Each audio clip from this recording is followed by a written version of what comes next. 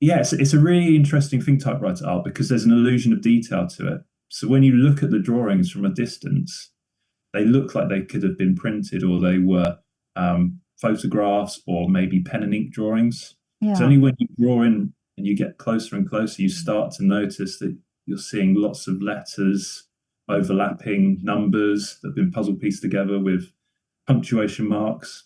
And yeah, it's just such a an interesting medium because you're sort of working within the limitations of something that has no more than 40 keys. So Oh that's all yeah. you have. Mm. You've got obviously letters, numbers, punctuation marks, that's all you have. And so you're kind of trying to work around these parameters, this limited palette, to be able to produce a drawing.